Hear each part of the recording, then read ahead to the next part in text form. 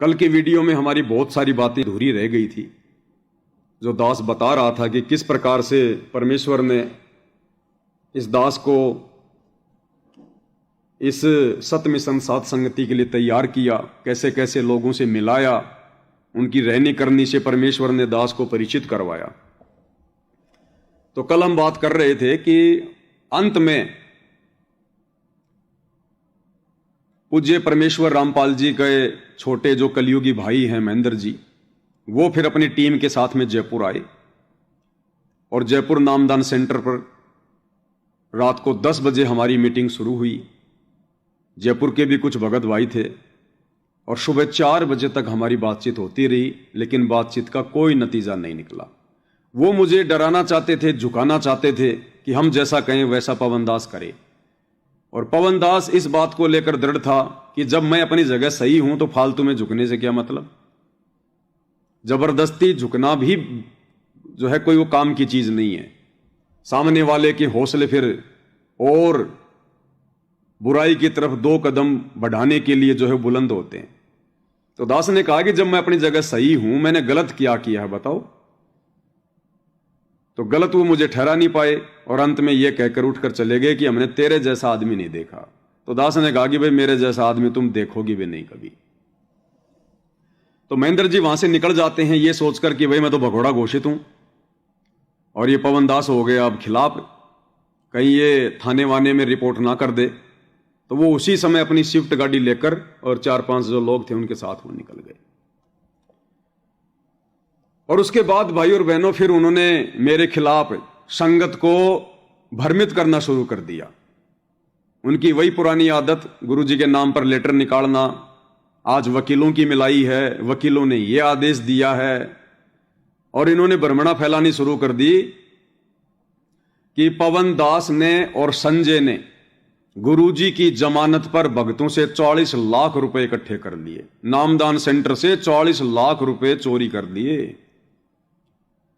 जबकि भाई और बहनों वो जयपुर नामदान केंद्र का जो संचालक था भगत प्रहलाद दास, दर्शन में करवा देता हूं, ये भगत प्रहलाद दास जी हैं जो आपके सामने हैं। एक समय मेरी और इनकी जोड़ी बहुत फेमस हुआ करती थी जयपुर में, पवन प्रहलाद। हम दोनों आगे पीछे रहते थे, एक ही मोटरसाइकिल पे घुमा करते थे। कुछ दिन मैंने इनके साथ में काम भी किया था, जो इनका काम था फैक्ट्रियों में जाके कोई मिट्टी वगैरह इकट्ठा करना, लोहे की कुछ काम भी किया था मैंने। उसके बाद फिर आश्रम वालों ने मुझे गुरुद्रोही घोषित कर दिया, तो फिर इन्होंने भी फिर मेरे से दूरियां बनानी शुरू कर दी। तो फिर क्या हुआ कि सतलोक आश्रम की तरफ से मेरे खिलाफ संगत को भ्रमित करने वाले मैसेज आने लगे कि ये गुरुद्रोही हो गया, गुरुजी ने इसको गुरुद्रोही घोषित कर दिया। हमने पवन दास जयपुर वाले की गुरुजी के पास में प्रार्थना लगाई थी, गुरुजी ने उसको गुरुद्रोही घोषित कर दिया। और ये गुरुजी की जमानत के नाम पर भक्तों से पैसा इकट्ठा कर रहा है, पैसा ऐंठ रहा है। जबकि भाई और बहनों ऐसा कुछ भी नहीं था। ये भगत जो प्रहलाद है जयपुर वाला, वर्तमान में इसी के घर पर नामदान सेंटर है, इसके मोबाइल नंबर भी लिखे हुए हैं। दास झूठ बोले तो मेरी जुबान कट जाए। वो सारा सामान मैंने इन्हीं के घर पर लाकर रख दिया था, जो बचा हुआ था। 5-7 हजार रुपए थे, वो डब्बे में बंद थे। और जो कुछ मेमोरी कार्ड वगैरह थे सत्संगों के, भक्तों को चाय पानी पिलाने का सामान था, वो बैटरी और इन्वर्टर, वो भी नहीं रखा मैंने।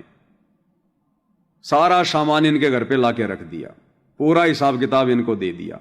केवल मेरे पास एक लैपटॉप था जो मैं 25,000 रुपए का लेकर आया था सेवा से, राजस्थान के स्टेट कोऑर्डिनेटर उस प्रकाश माड़ी से बात करके, आसूस कंपनी का।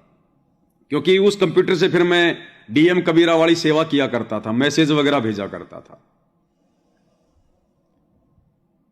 तो मेरे खिलाफ इन लोगों ने फिर भ्रमणा फैलानी शुरू कर दी संगत में कि गुरुजी की जमानत के नाम पर भक्तों से पैसा इकट्ठा कर रहे हैं। और ये लोग ना गुरुजी से मिलते हैं, ना गुरुजी के पास में गए। जबकि ऐसी बात नहीं थी भाई और बहनों। उस समय जो संजय दास था दिल्ली वाला, वर्तमान में जो गुरुद्रोही हो चुका है, स्वयंभू गुरु बन चुका है, नरक की टिकट पक्की कर चुका है, उस समय वो बिल्कुल सही था और सही का ही हम साथ दे रहे थे। हमने भक्तों से पैसे जरूर इकट्ठे किए थे, लेकिन कितने? मात्र 80,000 रुपए। और 80,000 रुपए में भी जयपुर में एक भगत जी हैं सत्यनारायण दास,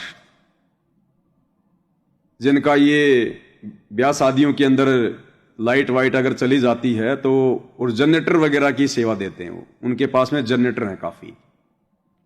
उन्होंने 50,000 रुपए दास को दिए, बोला आप किसी को मत बताना, और ये वकील के लिए। और बाकी 5-7 भगत और थे, किसी ने 5 दिए, किसी ने 10 दिए, ऐसे करके 80,000 रुपए दास के पास में आए थे। और दास ने वो पैसे, रूपदास भगत मेरे साथ में था जहां तक मुझे आइडिया है, और संजय दिल्ली वाले ने दिल्ली से एक भगत को भेजा था, वो गाड़ी लेके आया था। उस भगत को मैंने और रूपदास जी ने जाकर 14 नंबर उस पुलिया के नीचे, Delhi Jaipur bypass VKI area, वहां पर जाकर हमने उसको 80,000 रुपए यूं के यूं दे दिए। पवन दास ने 1 रुपया नहीं रखा। और संजय दिल्ली वाले ने सुप्रीम कोर्ट का वकील किया और बाकायदा पूज्य गुरुदेव भगवान से हमने वकालतनामे पर साइन भी करवाए। ये वकालतनामा ओरिजिनल आप जी देख सकते हैं। ये वकालतनामा in the Supreme Court of India, गुरुदेव भगवान का नाम लिखा हुआ है, गुरुदेव भगवान ने ये सब कुछ लिखा हुआ है, और ये गुरुदेव भगवान के हस्ताक्षर भी हैं। गुरुदेव भगवान ने अपना ये अंगूठा भी लगा रखा है, ये वाला यहां पर। और ये कब का है? 14 नवंबर 2015। 14 नवंबर 2015 को हम सत्सेवकों ने मिलकर दिल्ली में सुप्रीम कोर्ट का वकील किया। वकील का नाम भी लिखा हुआ है, advocate R.K. Garg chamber, supreme court, new Delhi. Phone number 233811007 और मोबाइल नंबर है 9810728316। ये वकालतनामा ओरिजिनल आप भाई बहनों के सामने है। ये आश्रम वाले जो भक्तों को भ्रमित करते थे ना, तो ये वकालतनामा आप सबके सामने है। जबकि ये सतलोक आश्रम मैनेजमेंट वाले गुरुदेव का एक भी वकालतनामा नहीं दिखा सकते, एक भी, कि हमने कभी गुरुजी की जमानत लगाई हो। आज तक एक भी वकालतनामा ये संगत को नहीं दिखा सकते। जबकि हमने जिस मकसद के लिए कुछ एक भगत भाई बहनों से सेवा ली थी, जो हमारे जानकार थे, सबसे नहीं। सब तो हमें देते क्यों सेवा? हमारे को तो गुरुद्रोही घोषित कर दिया था। हमें कौन देता सेवा? हम खुद 8-10 भगत भाई बहनों ने मिलकर सेवा इकट्ठी की थी। और हमने बाकायदा हिसार जेल में जाकर वकील भेजकर पूज्य गुरुदेव भगवान से वकालतनामे पर साइन करवाए, और गुरुदेव भगवान ने स्वीकृति दी। ये वकालतनामा आप सभी के सामने ओरिजिनल, या झूठ का काम नहीं होता। लेकिन उसके बाद में जब पूज्य गुरुदेव भगवान के छोटे भाई महेंद्र ने देखा कि ये तो बात बिगड़ जाएगी, भाई संगत तो उन्हीं लोगों के साथ हो जाएगी जो लोग गुरुजी को बाहर निकलवाने का प्रयास करेंगे। अब उस समय भाई और बहनों, हम भी इतने ज्ञानी नहीं थे कि भाई गुरुदेव भगवान की जमानत करवानी चाहिए कि नहीं करवानी चाहिए। जो हमारी जमानत करवाने के लिए आए हैं, हम 2 कोटि के जीव, उनकी क्या जमानत करवा सकते हैं? लेकिन उस समय तक भाई और बहनों बुद्धि इतनी ऊपर नहीं उठी थी। लेकिन जो प्रयास हम कर रहे थे अपने स्तर पर, हम बहुत अच्छा कर रहे थे। तो ये वकालतनामा भी आप सबके सामने है।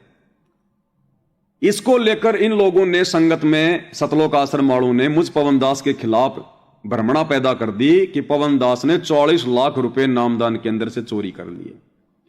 अरे जबकि मुझ पवन दास के पास जब नामदान के अंदर था, उस समय तो ज्योति पाठ का कोई आदेश भी नहीं था। कोई एक आध भगत था बेचारा जो वो पैसे दे के गया था। और वो पैसे मैंने, एक तो कंप्यूटर ले लिया था, लैपटॉप, एक 25,000 रुपए का बैटरी और इन्वर्टर ले लिया था, चाय पानी का सामान ले लिया था, और तो कुछ लाया नहीं। और 5,000 रुपए बचे हुए थे, वो डब्बे में पैक करके मैंने प्रहलाद भगत के घर पे रख दिए थे। उसके बाद अब आगे का काम उस प्रहलाद भगत का था, कौन पैसा दे रहा है, कौन पैसा ले रहा है। मुझे तो जब जब मैसेज भेजने होते थे, मैं उससे 10,000 रुपए ले लेता था। उसके बाद फिर वो पैसे देने भी उन्होंने मेरे को बंद कर दिए, क्योंकि फिर आश्रम वालों ने उनके ऊपर पाबंदी लगा दी, और उस नामदान केंद्र पर आकर दान पेटी के ऊपर वो ताला लगा के चले गए। क्योंकि इन लोगों को विश्वास नहीं है भाई और बहनों, किसी पर भी। उस प्रहलाद पर भी उनको विश्वास नहीं था, और नामदान केंद्र की दान पेटी पर ताला लगा के चले गए। ऊपर एक छोटा सा छेद कर दिया, जैसे जो गल्ला होता है ना, जो मिनी पिग बैग क्या होता है, जो बच्चे उसमें पैसा वैसा डालते हैं, वैसा छेद कर रखा था। तो भगत भाई बहन उसमें पैसे की पुंगी बना के गोल गोल करके डाल देते थे, और महीने भर में जब वो भर जाता था तो वो राजस्थान का स्टेट कोऑर्डिनेटर आता था, या फिर 2-4 भक्तों को जोधपुर से भेजता था। जयपुर वालों पे उनको विश्वास नहीं था, और वो भगत आके फिर वो ताला तोड़ते थे और सारा पैसा लेके रफू चक्कर हो जाते थे। तो फिर आगे की जिम्मेदारी उस प्रहलाद भगत की थी, मेरी नहीं थी। तो प्रहलाद भगत जी ने कहा कि पवन भगत जी, आप तो मेरे साथ रह रहे हो, आपने तो कोई गुरुद्रोही वाला काम किया ही नहीं, आपको कैसे गुरुद्रोही कहें? भगवत देख लो, तुम्हारी आंखों के सामने है। बोला आप ऐसा करो, आप गुरु जी के पास में प्रार्थना भिजवाओ। भाई प्रार्थना कैसे भिजवाऊं मैं? गुरु जी पे तो देशद्रोह का मुकदमा है, आम भक्तों को तो मिलने नहीं दिया जाता, हमारी प्रार्थना कौन लगाएगा? आश्रम वाले मेरी प्रार्थना लगाएंगे नहीं, वो तो मेरे धुर विरोधी बन गए। तो उस समय क्या था भाई और बहनों, परमेश्वर रामपाल जी का कलयुगी परिवार, यानी उनके बेटा बेटी, उनकी जो कलयुगी जो पत्नी है अनारो, और जो महेंद्र का परिवार है, ये बिल्कुल एंटी थे, एक दूसरे के दुश्मन थे। ये बिल्कुल गुरुदेव के परिवार को यह लग रहा था कि सारा का सारा पैसा ये महेंद्र हजम कर रहा है, और गुरुदेव के परिवार की हालत उस समय यह थी बिल्कुल छिन्न भिन्न। मंजू का जो पति था संजय खानपुर वाला, वो भगोड़ा घोषित। मंजू का छोटा भाई मनोज, वो भगोड़ा घोषित। मंजू का बड़ा भाई वीरेंद्र, वो हिसार जेल में। गुरुदेव भगवान हिसार जेल में। उनके घर में कोई व्यक्ति बचा ही नहीं था। और इधर महेंद्र भगोड़ा था, लेकिन सारी बागडोर इसके हाथ में थी, और महेंद्र का जो लड़का था वो सबसे पहले जमानत पर आ गया था। तो इन दोनों परिवारों में आपस में शत्रुता थी, शत्रुता। तो प्रहलाद भगत जी ने कहा कि आप मंजू बहन के माध्यम से प्रार्थना भिजवाओ। तो मैंने कहा ठीक है भाई, मैं प्रयास करूंगा। अब उसी दौरान क्या हुआ भाई और बहनों, एक भगत है गुड़गांव से, डॉक्टर संदीप, दांतों का डॉक्टर है। और जब जब ये धनाना आश्रम में कैंप लगता है दांतों का, तो वो वहां पर उसका मुखिया होता है, डॉक्टर संदीप। थोड़े से दर्शन उसके भी करवा देता हूं भाई बहनों को। ये हैं डॉक्टर संदीप जी, देख रहे होंगे आप इनको, गौर से देख लीजिएगा। ये डॉक्टर संदीप है जो आप देख रहे हैं, ये गुड़गांव से हैं। ये गुड़गांव के कोऑर्डिनेटर थे, और इनके घर पर नामदान सेंटर भी था। जयपुर में इनका कोई एग्जाम था, कोई दांतों का, तो ये जयपुर आए हुए थे। और मेरी चर्चा उस समय संगत में होनी शुरू हो गई थी।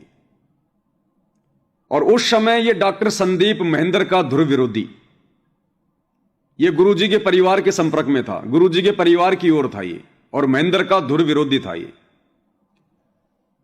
तो ये उस समय भाई और बहनों जयपुर आया। अब कहां जाए, इसको पता था कि जयपुर में नामदान सेंटर है, तो ये नामदान सेंटर पर आ गया। नामदान सेंटर पर आकर इसने पूछा भाई वो पवन कहां रहता है? तो मैं उस समय जयपुर नामदान सेंटर के पास में था, तो मैं गया इनसे मिलने के लिए। मिला, फिर वहां मैं इसको अपने घर पर लेकर गया। मैं जिस मकान में रहता था वो किसी भगत का मकान था, 2 मंजिल का था, वो रहा नहीं करते थे, तो वो सारा मेरे को हैंडओवर कर रखा था। तो हम नीचे रहते थे। तो संदीप जी मेरे पास आ गए, और इनको 5-7 दिन जयपुर में रहना था, इनकी ट्रेनिंग चल रही थी। तो ये सुबह खाना वाना खा के नहा धो के अपनी गाड़ी लेके निकल जाया करते थे, शाम को आ जाया करते थे, रात को 2-3 घंटे हम बातें किया करते थे। तो खाना खा के हम टहलने चले जाते थे रोड पे दोनों भाई। उस समय मुझे सारी बातें, इस मैनेजमेंट या आपस में जो राग द्वेष ईर्ष्या, गुरुजी के परिवार में, महेंद्र के परिवार में एक दूसरे के जानी दुश्मन, पैसों को लेकर ये कुत्ता लड़ाई, मुझे सारी बातें बताया करते थे। और मुझे मंजू बहन की ऑडियो भी सुनाया करते थे, जिसमें ये संदीप जी बातें किया करते थे। तो मंजू बहन कहा करती थी कि इस महेंद्र के परिवार को कहां दुख है, कहां तकलीफ है गुरुजी के जेल जाने से, महेंद्र की औरत तो दांदरे निकालती फिरती है, दांत निकालती फिरती है, इनको कोई गम नहीं है गुरुजी का। सब कुछ इन्होंने अपने कब्जे में कर रखा भाई संदीप।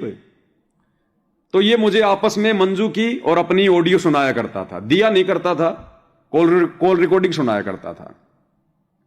तो मेरी भी बातें समझ में आने लग गई धीरे धीरे धीरे धीरे कि हाँ भाई ये कितना राग द्वेष भरा हुआ आपस में इस परिवार में पैसों को लेकर। और भी बहुत सारी बातें इन्होंने मुझे बताई और मुझे ये बार बार कहा करता था कि भगत पवन दास, अरे तेरे जैसी आत्मा युगों युगों बाद जन्म लेती है धरती पर, युगों युगों बाद। अब ये मुझे क्यों कहा करता था ये सारी बातें?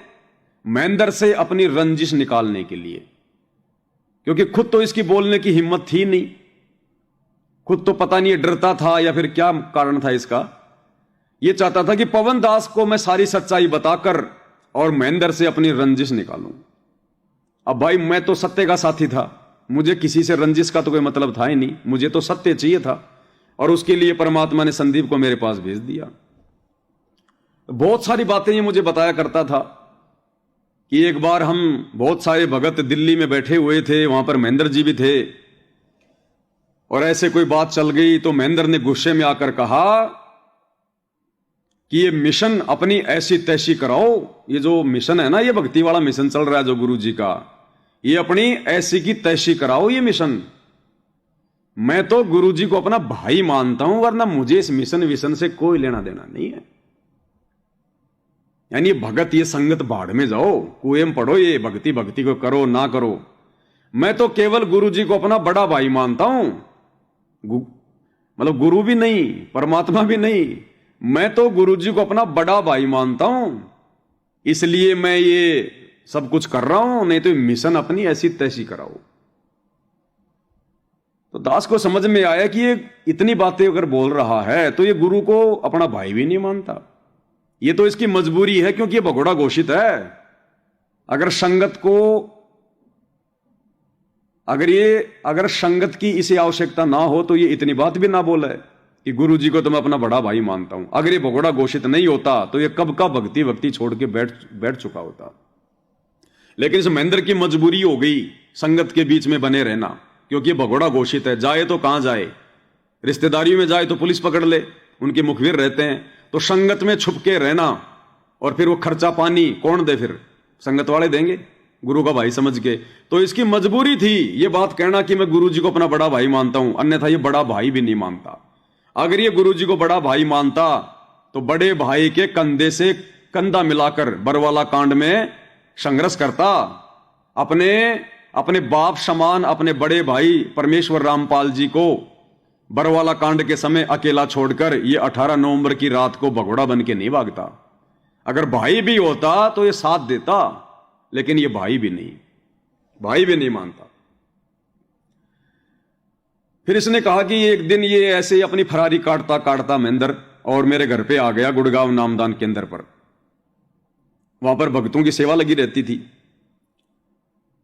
तो भगत जी आए तो हमने इनके लिए भंडारा वंडारा बनवाया। मेरी जो घरवाली थी, जो सुनीता वकील है, वो सुमन वकील है, गुरुजी के मुकदमे भी देखती है, इसकी जो पत्नी है सुमन, तो सुमन उसके लिए खाना बना रही थी। तो दाल रोटी बनाई। तो मैंने क्या किया कि भगत जी को एक थाल में, कटोरी में दाल डाल के रख दी गर्मा गर्म। तब तक मेरी पत्नी चपाती बना रही थी। चपाती बनाने में थोड़ा सा टाइम लग गया। तो महेंद्र भगत जी के सामने वो थाली में दाल रखी है, और 2-4 मिनट जब चपाती नहीं आई तो महेंद्र भगत जी एकदम से गुस्से में हुए और उस थाली को ठोकर मारी। उस थाली को यूं फेंक दिया और बोले, ये क्या है ये क्या तरीका, ये वो चपाती आएगी तब तक तो ये दाल ठंडी हो जाएगी, तुम्हारी चपाती आएगी तब तक तो ये दाल ठंडी हो जाएगी। बोला, देख ले भगत पवन दास, इस महेंद्र का ये व्यवहार है इसका। यो अपना आपने भगत कवय है, यो अपना आपने सारनाम प्राप्त कवय है, गुरु जी का भाई कवय है, ये है इसका व्यवहार। इसको 5 मिनट का भी धैर्य नहीं रहा कि चलो भाई कोई बात नहीं, चपाती आ रही है, खा लेंगे आराम से। चपाती जरा सी लेट क्या हुई, थाली को दूर फेंक मारा और कहा कि वो रोटी आओगी इतने तो दाल ठंडी हो जाएगी, तुम्हें खाना खिलाना भी नहीं आता क्या? और भी बहुत सारी बातें इसने मुझे बताई महेंद्र जी के बारे में। और बोला भाई तेरे जैसी आत्मा युगों युगों बाद धरती पर जन्म लेती है, युगों युगों बाद। हालांकि मैं इसकी इस प्रकार की स्तुति करने से ज्यादा फूलने वाला आदमी नहीं था। इतना तो मुझे भी आभास था कि भाई हाँ ये भी अपना काम निकाल रहा है। हमारी इसकी बहुत बातें होती थी और बहुत बातें बताई कि ये ऐसे ऐसे मतलब जो है गुरुदेव भगवान को फंसाया जा रहा है, ये है वो है। अब उस समय भाई और बहनों 2015 लास्ट या 16 की बात थी, ये शुरुआत की। दिल्ली जंतर मंतर पर धरने हो रहे थे और वहां पर भक्तों की ड्यूटी लगाई जाती थी। बेचारी नादान संगत को बुलाया जाता था, कभी मध्य प्रदेश की संगत आ जाओ 5 दिन के लिए, कभी यूपी की संगत, कभी राजस्थान की संगत, और जंतर मंतर पर ये भक्तों को वहां पर 5-10 हजार भगत एनी टाइम वहां रहा करते थे। अब इसने कहा कि ऐसी ऐसी बात है, गुरुजी की सीबीआई जांच हो नहीं रही। और बोला भाई क्या किया जाए। तो मेरे मन में फिर विचार आया, भाई और बहनों, हम लोग खाना वाना खा के, हमारा परिवार तो नीचे था, 2 बच्चे थे, वो छोटे छोटे थे, भगतमती थी, और मैं इसके पास ऊपर सो जाया करता था, इसको बेड पे सुलाता था और मैं एक सोफे पे लेट जाया करता था। तो ऐसे ऐसे बात चली तो मेरे मन में इसने ऐसी भावना भर दी तगड़ी वाली कि हमारे गुरुजी की सीबीआई जांच नहीं हो रही। तो मैंने कहा कि भगत जी मैं एक लेटर लिखूंगा गुरुजी के नाम पर, आप गुरुजी तक मेरी बात पहुंचा दोगे? हां बोले भगत पक्का पहुंचा दूंगा। मेरी भगतमती सुमन है, वो गुरुजी से मिलाई पे जाती है और सुमन के थ्रू मैं तेरी बात गुरुजी तक पहुंचा दूंगा। तो मेरे को पक्का विश्वास हो गया। तो मेरे अंदर ऐसी प्रेरणा उठी गुरुजी के प्रेम में। मैं रात को तकरीबन 2 बजे उठा, वो तो सो गया भाई, और मैं रात को 2 बजे उठा और नीचे बच्चों के पास गया। बच्चे भी सो रहे थे, बच्चे तो छोटे छोटे थे, बड़े वाला तो कोई होगा तो मुश्किल से 8-10 साल का होगा, छोटे वाला कोई 5-6 साल का होगा। तो भगतमती को मैंने उठाया, उसने लाइट जलाई और मैं वहां बैठकर रोने लग गया। तो भगतमती ने कहा भाई क्यों रो रहे हो, क्या बात हो गई? और मैं सुबह सुबह के रोने लगा और मैं कहने लगा कि अपने कितने नीच प्राणी, अपना बाप जेल में बैठा हुआ है और उनकी सीबीआई जांच नहीं हो रही है। अपन ऐसा करेंगे, जंतर मंतर पर धरना तो चल ही रहा है। बोले हां चल रहा है।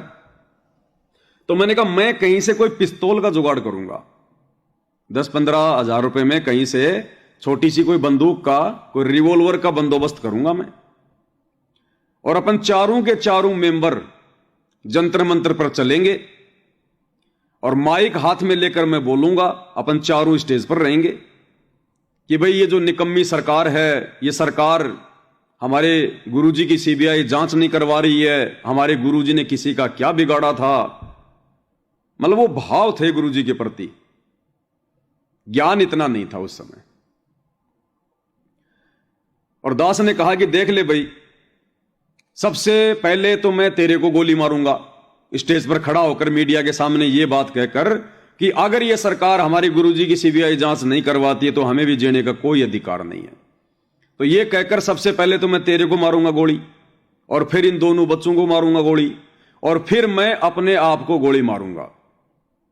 वो हमारी सोच थी उस समय भाई और बहनों कि इस घटना के माध्यम से हो सकता है मीडिया में यह बात आ जाए और मीडिया गुरुदेव की सीबीआई जांच वाली बात को ऊपर उठा दे, और हो सकता है हमारे परमात्मा बाहर आ जाएं, दूध का दूध और पानी का पानी हो जाए। यह तो हमें पता था कि हमारे गुरुजी की कोई गलती नहीं है।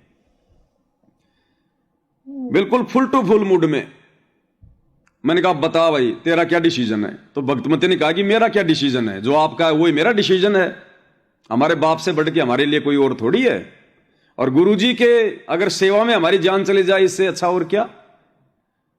मैंने कहा ठीक है। अब फिर वो दोनों बच्चे थे, फिर मैंने उनको भी उठा दिया। दोनों उठ गए कि भाई ये क्या हुआ, रात को क्या हो रहा है? मैं रो रहा था। तो बड़े वाले से पूछा भाई ऐसी ऐसी बात है, बोल गोली खाएगा? इसने सोचा कोई मीठी गोली खिलाएंगे, बोला खा लूंगा। फिर छोटे वाले से, छोटा वाला बोला ठीक है, बोलो नींद में, बोला ठीक है, बोलो खा लेंगे गोली। मैंने कहा हो गए चारों तैयार। और फिर मैंने एक लेटर लिखा गुरुजी के नाम पर नीचे बैठकर। मैंने कहा एक पेन लेके आ। वो रजिस्टर लाई, पेन लाई भगतमती, और मैंने फिर एक पूरा लेटर लिखा। परमपिता परमेश्वर सतगुरु रामपाल जी, जैसा भी था, हिसार जेल, गुरुदेव भगवान, मैं आपका छोटा सा नीच शिष्य पवन दास जयपुर से, ऐसे ऐसे गुरुदेव भगवान, आपकी सीबीआई जांच नहीं हो रही है, ये सरकार ध्यान नहीं दे रही है, आप जेल में बैठे हुए हैं। हे परमात्मा, मैं ये चिट्ठी सुमन वकील के माध्यम से आपके पास में भिजवा रहा हूं। परमेश्वर, आपकी सीबीआई जांच का ध्यान सरकार की तरफ आकर्षित करने के लिए मैं ऐसे ऐसे ये कदम उठाने जा रहा हूं। हे गुरुदेव, मुझे हिम्मत देना, मुझे ऐसा ऐसा। मैंने वो पूरा लेटर लिखा एक, और करके उसको गोल मोड़, और मैं ऊपर गया। और मैंने उसी समय उसको जगाया रात को 2:30 बजे। वो एकदम से हड़बड़ा के जगा, बोल क्या हुआ भगत आत्मा, क्या हुआ? मैं को, भगत जी, मैंने ये लेटर लिख दिया। और मैंने कहा अब आप बताओ, मेरा लेटर गुरुजी तक पहुंचाओगे या नहीं पहुंचाओगे? बोले क्या लेटर लिखा है? वो तो बोल बाल के भूल गया सारी बातें, और हमारे हृदय में बैठ गई वो बात है। मैंने कहा ऐसे ऐसे लिखा मैंने, और आप ये लेटर मेरा सुमन बहन जी के माध्यम से गुरुजी के पास में पहुंचा दो। बोले भगत आत्मा, बोले यहां से जयपुर से मेरा काम फ्री होते ही, और बोले सबसे पहले तेरा ही लेटर पहुंचाऊंगा। मैं को पक्का? बोले पक्का। मैंने वो लेटर उसको दे दिया। 2-4 दिन वो मेरे घर पर रहा, काफी बातचीत होती रही। तो रात को उसको मैंने लेटर दे दिया। लेटर दे के वो सो गया, और मैं भी अपना उस बेड पे, उस पे सोफे पे लेट गया। नींद आ गई। सुबह सुबह का समय था, तकरीबन 6 बज रहे होंगे। दास को सौपन आया। अब उसको सौपन भी नहीं कह सकते भाई और बहनों, क्योंकि मेरे तो जबरदस्त भाव थे कि मरना है बस, अब क्या करेंगे ऐसे जीवन का। हमारा बाप जेल में बैठा है, सीबीआई जांच हो नहीं रही, तो पक्के भाव थे। और ऐसे मैं रोता रोता सो गया। मेरी आंख लग गई। आंख लग गई तो मैंने सौपन में देखा कि नीचे से भगतमती मोबाइल लेके आई, दौड़ती हुई आई, और मुझे उठाया और बोली भगत जी, भगत जी। मैंने कहा हाँ। बोला गुरुजी का फोन है, गुरुजी का फोन। अब मुझे नहीं लग रहा था कि वो सौपन था, तो मैंने कहा ला ला ला। मैंने वो फोन लिया। मैंने कहा, फिर मैंने उसमें पता नहीं उस टाइम शायद मैंने सतसाई बोला होगा कि सतसाई गुरुजी। उधर से आवाज आई, सतसाई बेटा, ठीक है बेटा, पवन कैसा है, ठीक है? हाँ। मैं रोने लग गया कि हाँ गुरुजी, आपकी दया, आपकी मेहर है गुरुजी। मेरा वो गला भरा है बिल्कुल पूरा। गुरुजी आपकी दया, आपकी मेहर परमात्मा। फिर मैंने कहा तुरंत, मैंने कहा गुरुजी, मैंने वो संदीप वकील के माध्यम से सुमन बहन के द्वारा आपके पास गुरुजी मैंने एक प्रार्थना पहुंचाई है। गुरुजी आपके पास मेरी प्रार्थना आई कि नहीं आई? रोता रोता। तो गुरुजी बोले बेटा आ गई तेरी प्रार्थना, इसीलिए तो तेरे को फोन किया मैंने। बेटा तेरी प्रार्थना आ गई, और तू कोई चिंता मत कर बेटा, परमात्मा अपने साथ में है, कोई चिंता मत करना तू। तेरी प्रार्थना आ गई बेटा मेरे पास में। ऐसा अपने को कुछ भी नहीं करना है। ये जीवन अपने को मरने के लिए थोड़ी मिला, अपने को भक्ति के लिए मिला है। भक्ति कर परमात्मा की, सेवा कर मालिक की। कोई देर तक गुरुजी से मेरी बातचीत हुई, बिल्कुल ऐसे लग रहा रूबरू हकीकत मोबाइल पे। उसके बाद भगतमती मोबाइल लेके नीचे चली गई। और भाई और बहनों, कुछ देर बाद फिर मेरी आंखें खुल गई। और जब मैं जगा तो डॉक्टर साहब तो सो रहे थे, और जब मैं जगा भाई और बहनों, तो मेरी आंखों से आंसू ज्यों की त्यों गिर रहे थे, ज्यों की त्यों आंखों से आंसू गिर रहे थे। इसलिए उसको शोपन भी नहीं कह सकते, वो हकीकत थी भाई और बहनों। परमात्मा अंतर्यामी है, उन्होंने देख लिया कि भाई ये नालायक अपना काम बिगाड़ेगा। ये तो ये तो जो है धर्मदास वाली स्थिति में आ गया। उसने 3 दिन का भंडारा किया कि शायद परमात्मा आ जाएगा, और तीसरे दिन यदि भगवान नहीं आए तो आज मैं आत्महत्या करूंगा। धर्मदास ने फाइनल कर ली थी। और मालिक तो अंतर्यामी है, परमात्मा ने देखा कि धर्मदास अब काम बिगाड़ेगा, ये मरेगा, इसने ठान ली। तो परमेश्वर उस कदम के पेड़ के नीचे आकर बैठ गए। तो गुरुदेव भगवान ने देखा कि ये बिल्कुल फाइनल डिसीजन कर चुका है, और ये अपना काम बिगाड़ेगा ही। तो परमेश्वर ने रात को ही फिर दास को सब कुछ बताया, सारी बातें हुई, और जब मैं उठा तो आंखों से ऐसे के ऐसे आंसू गिर रहे, ऐसे के ऐसे आंसू। उसके बाद भाई और बहनों, गुरुजी की हिसार में तारीख थी। उस समय हम भी तारीखों पर जाया करते थे। तो डॉक्टर संदीप आया हुआ था गाड़ी लेके, और उसकी जो भगतमती थी सुमन, वो भी आ गई थी। फिर जब उसका जयपुर से काम समाप्त हुआ तो हम तीनों प्राणी, मैं पवन दास, डॉक्टर संदीप, उसकी धर्मपत्नी सुमन, मैंने कहा चलो भाई मैं भी फिर उधर से निकल दूंगा गुरुजी की तारीख पे, सीधा तुम्हारे साथ में गुड़गांव चलूंगा, गुड़गांव से फिर हिसार, हिसार से फिर मैं आ जाऊंगा। बोल चल। इसके घर पे नामदान सेंटर था, हम गुड़गांव में इसके घर पर आ गए। इसके घर पर खाली ये अकेला, इसकी पत्नी, इसके बच्चे थे नहीं, शायद अब भी नहीं होंगे इनके बच्चे, और इसकी मां। तो ये तो अपना अंदर सो गए और मैं अपना नामदान केंद्र वाली जगह पे सो गया। सुबह नित्यनियम का समय हो गया तो मैंने इनको उठाया कि भाई उठो भाई, नित्यनियम का समय हो गया, तुम सो रहे हो अभी तक। तो ये खड़े हुए।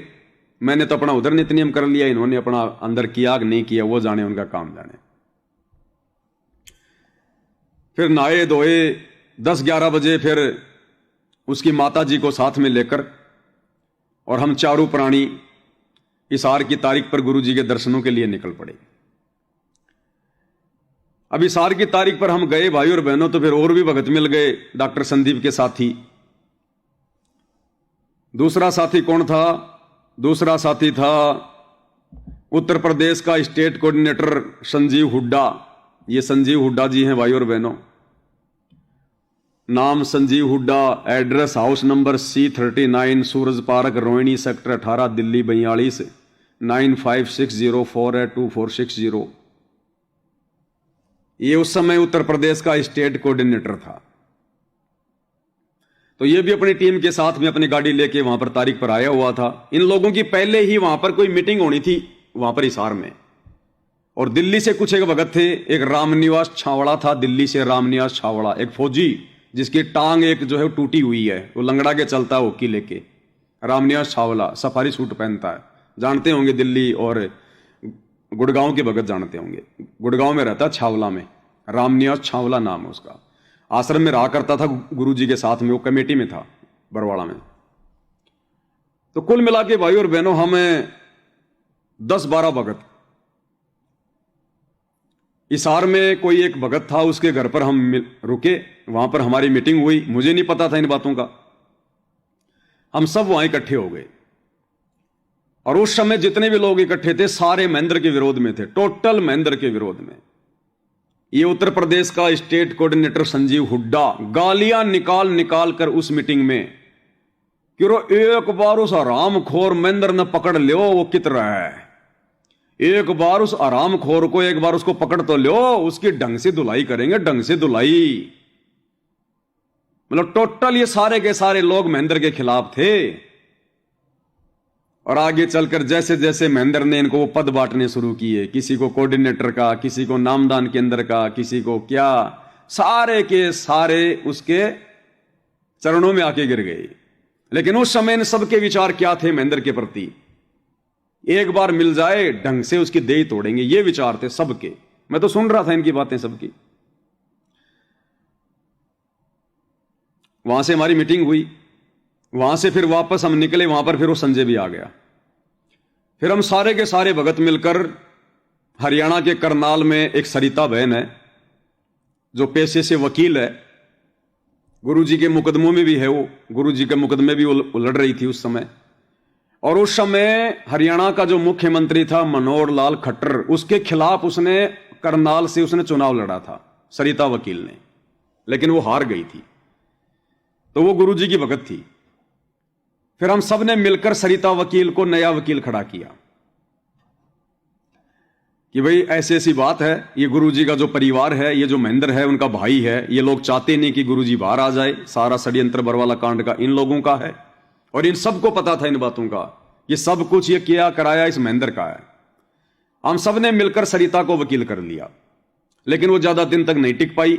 1-2 बार तो गुरुजी के पास में गई, लेकिन उसके बाद महेंद्र उसको जो है वो दबाव देने लग गया। उसकी रिकॉर्डिंग मेरे पास में रखी है, 1-1 घंटे की 4 रिकॉर्डिंग है वो सरिता वकील की, उसी मीटिंग की जिसमें हम सारे भगत थे।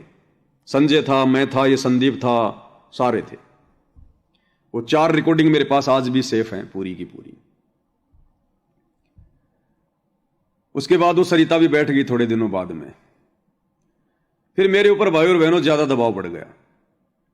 ये लोग मेरी जान के दुश्मन बन गए, मैनेजमेंट वाले। मैं उसी मकान में रहता था जयपुर में।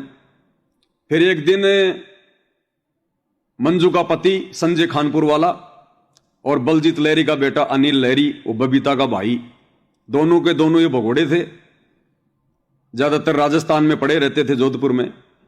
तो जब इन लोगों को पता चला कि पवन दास ऐसे ऐसे हो गया, तो ये दोनों जने मेरे पास में आए, साथ में राजस्थान का स्टेट कोऑर्डिनेटर प्रकाश माड़ी। ये तीनों मेरे पास में आए और उस मकान में बैठकर मेरे साथ में इन्होंने मीटिंग करी और बोला तू महेंद्र के खिलाफ मैसेज डालना नहीं छोड़ेगा। मैंने कहा भैया क्यों छोड़ूं, मैं क्या गलत मैसेज डाल रहा हूं, बताओ मैंने क्या गलत कहा है। एक भी तो बात बता दो जो मैंने उनके खिलाफ मैंने कोई गलत कही हो। बोला तू नहीं मानेगा क्या उसके खिलाफ, देख लेना फिर हमारे को आता है फिर मनवाना। अब जब वो इतना बोल गए तो फिर मैं भी बोल गया कि देख लेना भाई, तुम्हारे से जो बने वो कर लेना, तुम जाओ, मैं नहीं छोड़ने वाला। अब छोड़ता तो भी नहीं छोड़ूंगा। अब तो छोड़ दो, अगर छोड़ना होता तो भी नहीं छोड़ूंगा। तुम धमकी दे रहे हो क्या? ये कहकर वो दोनों वहां से निकल लिए। मेरे ऊपर ज्यादा दबाव बढ़ गया। ये लोग फिर मेरे को मारने की साजिश में लगे रहे, मौका देखने लगे। अब उस समय मैं क्या करता था, ये कजोड़ भगत जी भी मेरे शायद संपर्क में उस समय तक नहीं थे, शायद उस समय संपर्क में नहीं थे, उसके बाद में संपर्क में आए थे। तो मैं अपना दही बड़े का काम भी किया करता था उस समय।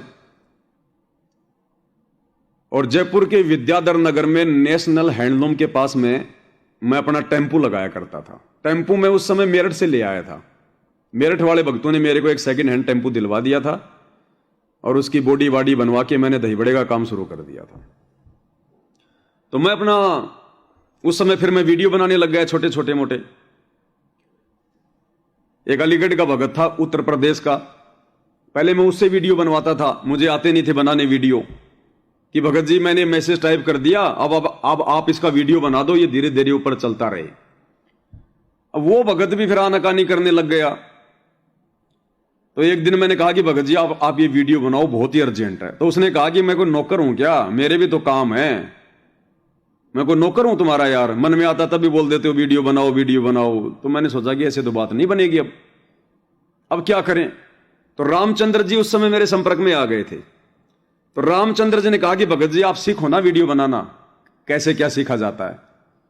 तो मैंने ऐसे फिर मोबाइल में भाई कौन सी क्या है एप्लीकेशन वगैरह, फिर मैंने देखा कि ये तो काइन मास्टर है। फिर मैंने काइन मास्टर को यूज करना शुरू किया और आज भी मैं उसी काइन मास्टर से सारे वीडियो बना रहा हूं, उसी काइन मास्टर से।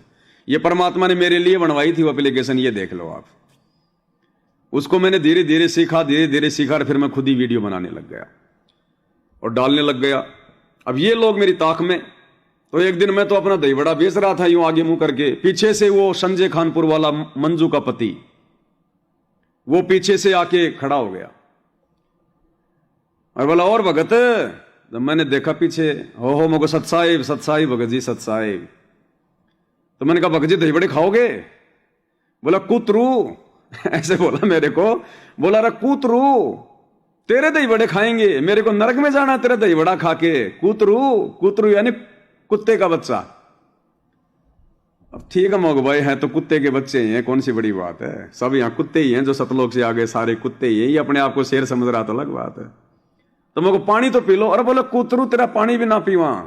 मेरे को ठीक है चलो मेरे दही बड़े बच गए, मेरा पानी बच गया। और बोला तू बाज आ जा, अपनी हरकतों से बाज आ जा तू। मेरे को भाई मैंने क्या कर दिया? बोला तू समझ जा, बोलो सुधर जा, तू ठीक नहीं कर रहा तू जो कर रहा हो, सेवा कर ले कोई डंकी। देख मैं सेवा कर रहा और मेरे को 12,000 रुपए मिलते हैं मैनेजमेंट की तरफ से, 12,000 रुपए हर महीने। वो बोला संजय खानपुर वाला। तो मैंने कहा भाई, अब मैंने मन में सोचा कि भगोड़ा आदमी, ये ना कोई सेवा कर रहा ना कुछ और, पुलिस से डर के भाग रहा है और ऊपर से 12,000 रुपए और ले रहा है, ये तगड़ी सेवा कर रहा है। और वो जो 2 4 5 भगत और थे जयपुर के जो उसको लेके आए थे, उनको तो पता ही था मैं कहाँ दुकान लगा रहा हूं। तो फिर थोड़ी देर बाद में फिर वो वहां से निकल गया, क्योंकि वो भगोड़ा घोषित था। उसने सोचा कि कहीं कोई फोन फान ना कर दे, मैं पकड़ा जाऊं। तो वो ये बात कह के मेरे को वहां से निकल गया। फिर मेरे पास में धमकियां आने लग गई बहुत ज्यादा, मारने की, पता नहीं क्या क्या। तो काफी भगत मेरे संपर्क में आ गए थे। तो संजय दास के संपर्क में उस समय फरीदाबाद के बल्लभगढ़ का कोऑर्डिनेटर था रमेश दास। रमेश दास के भी आपको दर्शन करवा देते हैं, आप जानते होंगे काफी भगत भाई बहन। ये रमेश दास भगत जी हैं जो ये संदीप के इधर जो साइड में बैठे हुए हैं। बीच में फोटो पे कर्सर रख के फिर दोनों उंगलियों से चौड़ा कर रहे हैं। ये आप देख रहे होंगे भाई और बहनों, ये जो तीसरे नंबर पे, जो ये चौथे नंबर पे लास्ट में जो ये खाकी सी जैकेट पहन के और सर पे टोपा पहन के आंख बंद करके जो बैठा हुआ लास्ट में मोटा सा, ये रमेश भगत जी हैं, फरीदाबाद से हैं। ये बल्लभगढ़ में रहते हैं। ये वहां के कोऑर्डिनेटर थे और आज भी वहां के कोऑर्डिनेटर हैं। ये संजय के संपर्क में थे। संजय अक्सर इनके घर पर जाता था और उस समय ये भी साथ संगति से जुड़े हुए थे। ये भी मैनेजमेंट के खिलाफ थे, महेंद्र के खिलाफ थे कि हाँ जो भी कुछ हुआ ये गलत हुआ है और ये महेंद्र का किया हुआ है। तो मैंने संजय से कहा कि भाई ऐसी ऐसी बात है, मेरा तो बहुत ज्यादा विरोध बढ़ गया है, मरने मारने की धमकियां आने लग गई। तो इसने कहा कि भाई ऐसा कर, तू फरीदाबाद आ जा। तो भाई और बहनों, मैंने मेरा जितना भी सामान था सारा सट्टा बाल बच्चे साथ लिए और मैं हरियाणा के फरीदाबाद में आ गया। रमेश भगत जी भी किराए पे रहता था। इसका बिरयानी बेचने का काम था। इसके पास 2 गाड़ियां थी। एक गाड़ी पे खुद ये बिरयानी बेचा करता था चावल की। तो मेरे को भी इसने एक 2-4 हजार रुपए का वहीं पे अपने पास में मकान दिलवा दिया। मेरी भगतमती इनकी बिरयानी बनाने में, गाजर वाजर छीलने में इनकी जो पत्नी थी उसका सहयोग करवा देती थी। बच्चों को हमने स्कूल में डलवा दिया वहां पर बल्लभगढ़ में। और इसके पास एक मारुति वैन और थी। वो मारुति वैन इन्होंने मेरे को दे दी कि भाई एक तरफ तो मैं बेचूंगा बिरयानी और आगे जाके कोर्ट के पास में सेक्टर 12 में बल्लभगढ़ में शायद वहां पर कोर्ट था कि वहां पर तू बिरयानी बेच। तो इसने वहां पर गाड़ी लगवा दी। 1-2 बार मेरे साथ में ये चला गया। बाद में फिर मैं अपनी गाड़ी ले आता। सुबह बिरयानी वो जो है वो ले जाता। दिन में अपना सेवा करता रहता, मैसेज डालता रहता। कोई आता तो बिरयानी बना के दे देता। शाम को गाड़ी वापस ले आता। और ये मेरे को रोजाना मजदूरी के 500 रुपए दे दिया करता। तो 500 रुपए में भाई मेरा मकान किराया भी हो जाता और मेरा खाना खर्चा भी हो जाया करता था। काम मेरा निकल जाता था। तो तकरीबन मैंने 2-3 महीने इनकी गाड़ी पर वहां पर बिरयानी बेचने का काम किया। फरीदाबाद के और भी काफी भगत थे। एक भगत है दैया, जो ये डॉक्टर संदीप के साथ में जो ये मेहंदी के जो कलर वाली जो ये शर्ट वर्ट जो पहन रखी है, ये दैया भगत है। ये फरीदाबाद के भगत जानते हैं अच्छे से। तो ये भी मेरे साथ में, मतलब सारे हम आपस में एक ही टीम के आदमी थे, सारे मैनेजमेंट के खिलाफ थे। अब महेंद्र को पता चला कि ऐसे ऐसे भाई वो तो बल्लभगढ़ में है और संजय भी साथ में है और बल्लभगढ़ के भगत भी उसके साथ में हो गए और ये तो भाई काम बिगड़ेगा। तो महेंद्र ने क्या किया, डॉक्टर संदीप को बीच में डाला और रामनिवास छावला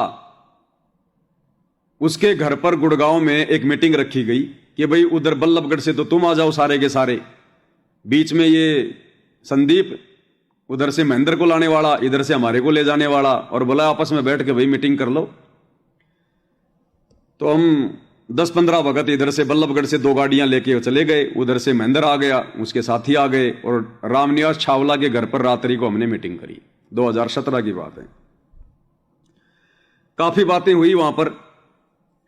तो अंत में डिसीजन ये निकला कि भाई जो हरकतें गुरुजी का भाई कर रहा है, जिस प्रकार से तुम लोग ये रैलियां वालियां धरने प्रदर्शन फालतू में कर रहे हो जिसका कोई मतलब नहीं निकल रहा, गुरुजी का मुकदमा चल रहा हरियाणा के हिसार में, और तुम जो है गुजरात के डीसी को ज्ञापन दे रहे हो, भक्तों को बेचारों को समय बर्बाद करवा रहे हो कि हमारे गुरुजी की जमानत करवाओ। अब वो गुजरात का डीसी हरियाणा में गुरुजी की क्या जमानत करवाएगा? वो लेके वो पर्चा विज्ञापन और वो डस्टबिन में डाल देता कि मूर्ख आदमी है, कहां से आए हैं ये। हम खुश हो जाते कि लो जी डीसी ने हमारा ज्ञापन ले लिया। तो इन्होंने हर जिले में, हर डिस्ट्रिक्ट में बेचारे भक्तों की रेल बना दी इन्होंने 1 साल तक। भगत बेचारे गुरुजी के नाम पर आ जाते थे कि गुरुजी का आदेश है, ज्ञापन देना है, ज्ञापन देना है। मेरे जैसे लेके माइक खड़े हो जाते थे, जांच कराओ, जांच कराओ, संत रामपाल जी की जांच कराओ। तो बहुत सारी वहां बातें हुई। अंत में महेंद्र ने कहा कि ठीक है भाई, हम हमारी तरफ से ऐसी कोई गलतियां नहीं करेंगे, लेकिन आज के बाद आप लोग भी मैसेज नहीं डालोगे। तो संजय जो है थोड़ा मतलब वो बड़बोला है। तो संजय ने क्या कहा, ओ मैंने हारी मान ली, हारी हारी हारी हारी हारी हारी, मैंने हारी मान ली, मैं नहीं बोलूंगा अब।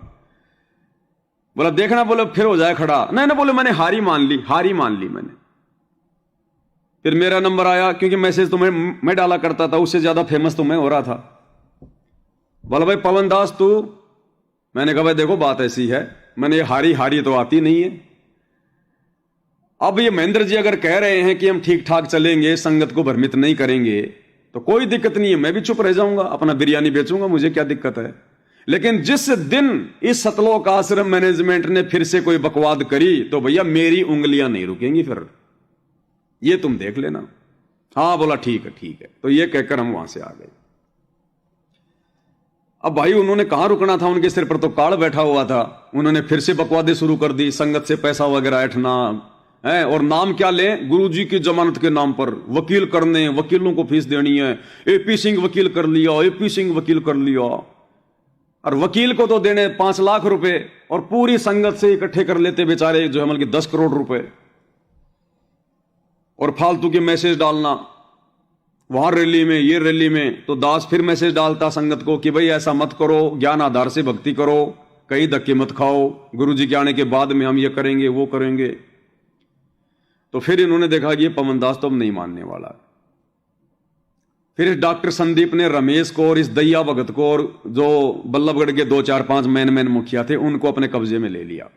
इनको छोटा मोटा कोई पद दे दिया, और बल्लभगढ़ में इन्होंने एक नामदान सेंटर खोल दिया। और अब ये फिर मेरे को ये शिक्षा देने लग गया, ये रमेश दास, जिसकी मैं बिरयानी बेचा करता था। अरे के रखा पवन दास भाई, के रखा इन बातों में, के कर रहे यार तू, के मैसेज डाला, के सच्चाई है यार। अरे यार छोटी सी ऑडियो है, सुना देता हूं भाइयों को। मेरे पास सबूत सबके हैं भाई और बहनों, मेरे पास में प्रमाण सबके हैं। तभी तो ये डर रहे हैं कि पवन दास समझौता कर ले। इनको पता है कि जिस दिन पवन और परमेश्वर रामपाल जी कोर्ट में आमने सामने होंगे तो सारी बातें खुलेंगी, उस समय हमारा क्या होगा। इसलिए ये मुझे मारने का पूरा प्रयास कर रहे हैं कि तारीखों पर इसको टपका दो, या फिर ये समझौता कर ले और ये पीछे हट जाए। तो ये रमेश जी हैं भाई और बहनों, रमेश जी की 7 मिनट की ऑडियो है। क्योंकि फिर इनकी और मेरी दाल नहीं गली, ये मेरे विरोध में आ गए। अब मैंने तो सोचा भाई ठीक है भाई, अब इसकी मनसा जाहिर हो गई है, ये तो महेंद्र के चक्कर में आ गया, इसको तो मिल गया पद यहां के कोऑर्डिनेटर का, इसको तो मिल गई मान बढ़ाई।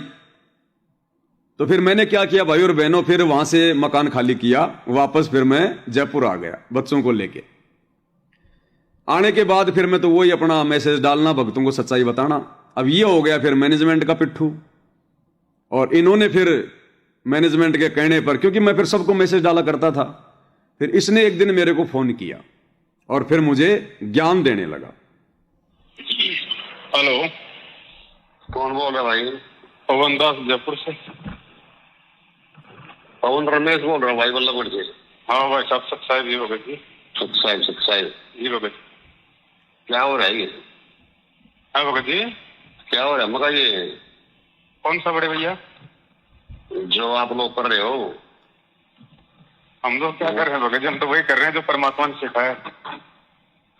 क्या सिखाया है? सच कहना और सच की राह पे चलना।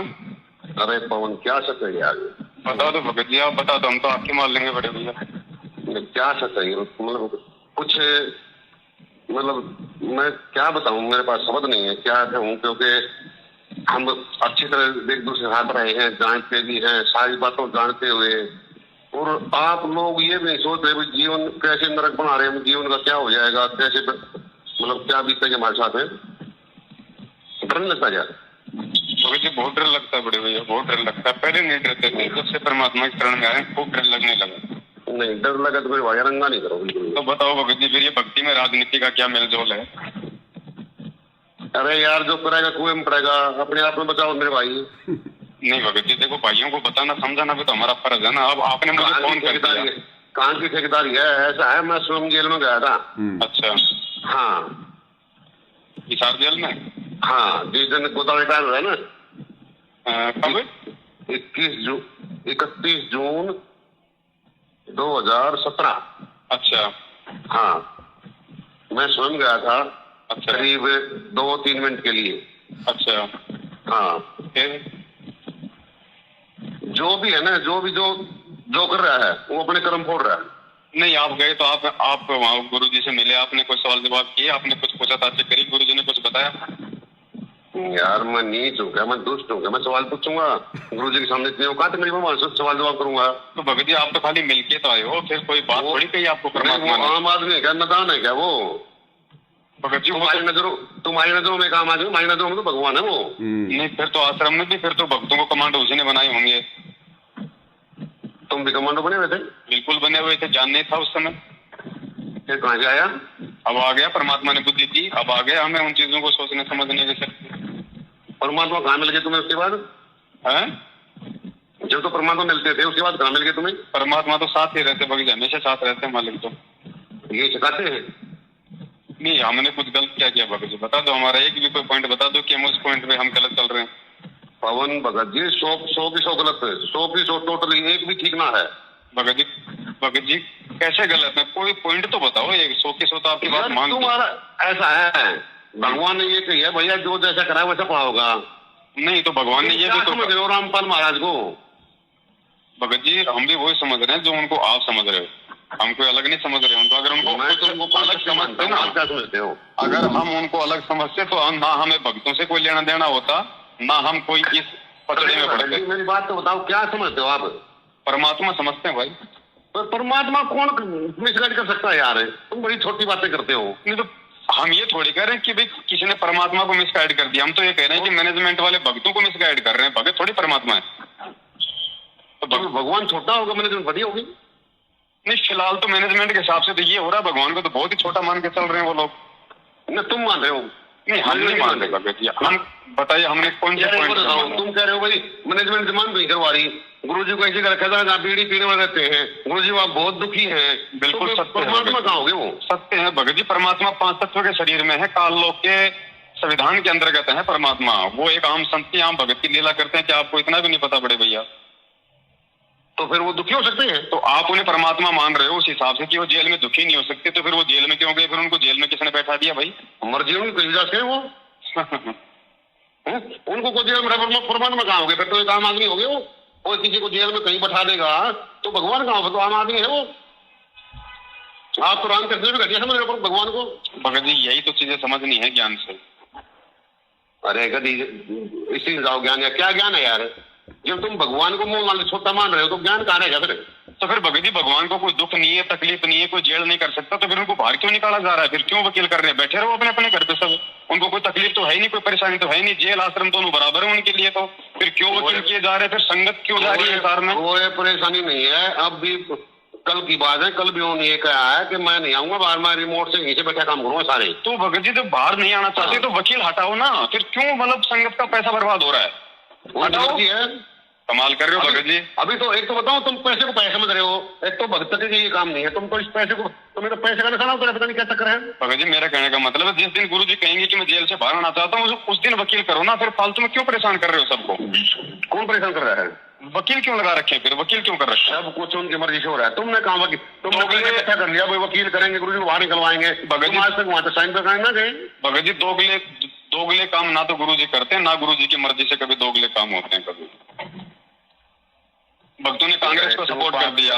हाँ भगत जी ये बात बताओ, ये राजनीति कहाँ से आ गई भक्ति में? ये भी क्या मतलब गुरु जी की मर्जी है?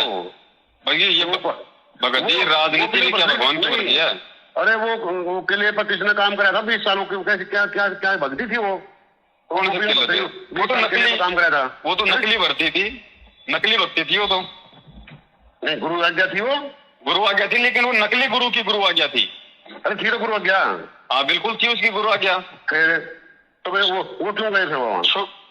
वो कहते हम तो ओम नाम शिव करण आए हैं, हम तुम आपके लिए भाई हमने रोटी कितने खाओगे भाई? सुदामा श्री कृष्ण जी का भगत था, वो मुझे भीख मांग के खाता था, फिर आप लोग क्यों नहीं खाते भीख मांग के? काम धंधा क्यों करते हो?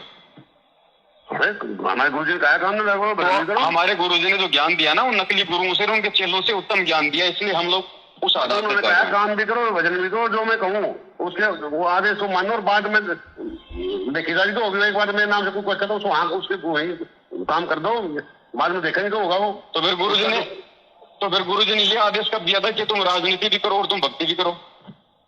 हाँ ये आदेश दिया, वोट डालो भाई। कब दिया था भगत जी? किसको दिया आदेश? जब जो जिसने प्रार्थना करी उसको आदेश दिए हैं। किसको दिए? हमें तो नहीं दिए ना भगत जी।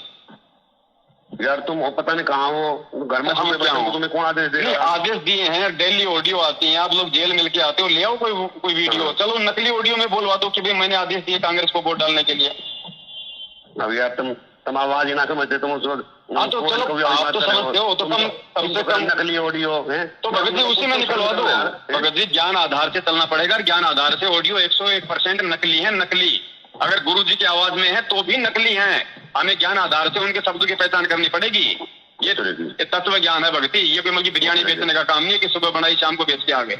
ठिकाना नहीं पाओगे भगत जी, मुझे नहीं पाएगा ठिकाना, कोई बड़ी बात नहीं बड़े भाई, आप संभाल के मतलब ऐसे रास्ते चल रहे हो ना, शायद भगवान पता नहीं क्या होगा तुम्हारे साथ। भगत जी यही होता है जब काल जब किसी की बुद्धि पे बैठता है ना, तो ये मेरा नंबर इस पर कुछ मत भेजा कर बस। ठीक है बड़े भाई, नहीं भेजेंगे आप, ठीक है? आज से नंबर नोट कर लीजिए। ठीक है जी, ठीक। हाँ मेरे सामने कुछ ना आ जा। ठीक है जी बस। हाँ ठीक है। तो लास्ट में कह दिया भाई मेरे नंबर पे कुछ नहीं भेजेगा पवन दास, तो आज के बाद में ध्यान रखना तेरा ठिकाना नहीं होगा कहीं। तो भाई मैं क्यों भेजू भाई, ऐसी गलती मैं क्यों करूं? फिर मेरे को ठिकाना चाहिए, जब तक धरती पे हूं तब तो ठिकाना चाहिए ना मेरे को। तो कहने का मतलब भाई और बहनों, फिर मैं देख के इन भाइयों का रवैया कि अब ये सत्य का साथ नहीं देंगे, काल इनकी बुद्धि पे बैठ गया है। तो दास अपने बाल बच्चों को लेकर अपना जो है ट्रक में सामान डाल के और बल्लभगढ़ से वापस जयपुर आ गया, किराए का मकान ले लिया। किराए का मकान ले लिया भाई और बहनों।